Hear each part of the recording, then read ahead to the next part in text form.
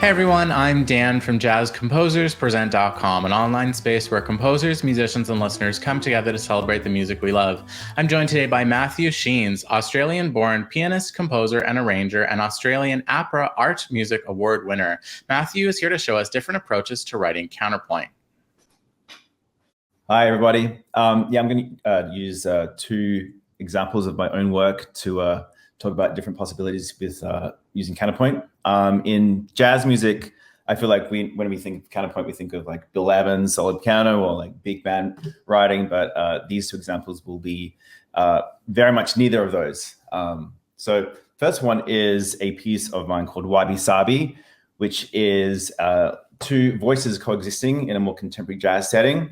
It's a 62 measure head, mostly in 5/8, with some 6/8 and some 4/8 thrown in there too. Upper voice is just piano and soprano, Sarah Seppa on voice. Lower voice is guitar, Mike Marino, and Michael Mayo on voice. And let's take a listen first.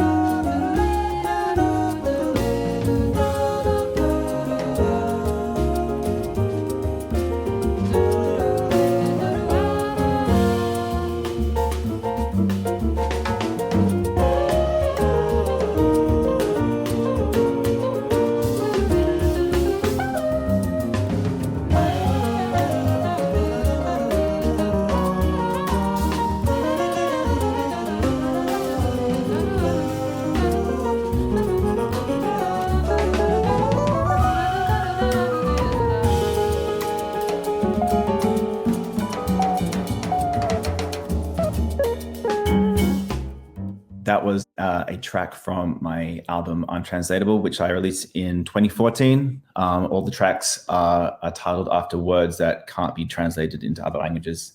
Anyway, so the counter melody in that, I just want to discuss really quickly about how it behaves against the regular melody. There's a lot of harmony. It's very functional at the beginning, but by measure 9, it's starting to wander off, doing its own thing, kind of soaring above the regular melody. We have, centuries of examples of that happening. So I felt like that was a valid thing to do.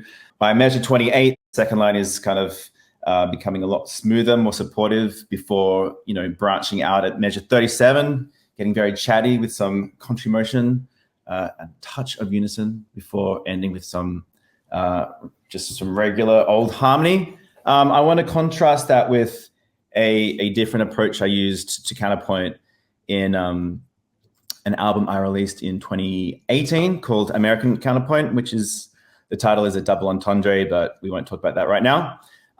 This is the third movement of a 4-movement piece written for string quartet and rhythm section.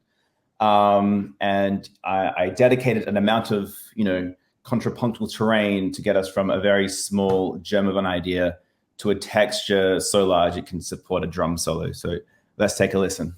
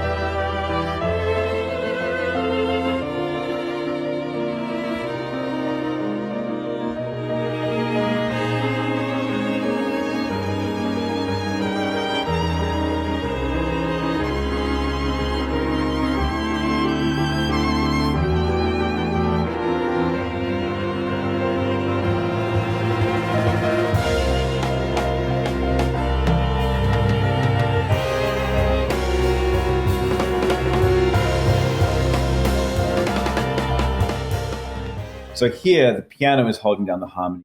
with rapid, arpeggiated, figures. And that frees up the strings to act as independent moving voices as they, they're staggered in.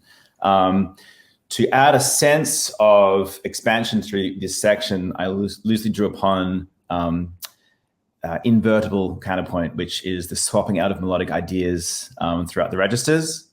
Even though the study of counterpoint is an extremely old and established part of compositional education, for me, it's so much trial and error. And one way of thinking of it for me that has helped write contrapunctually is to pretend I'm writing a script or a play for several characters, or even trying to emulate a spontaneous conversation with a group of people with interruptions, gaps, or like one person taking the lead, someone else interjecting, etc.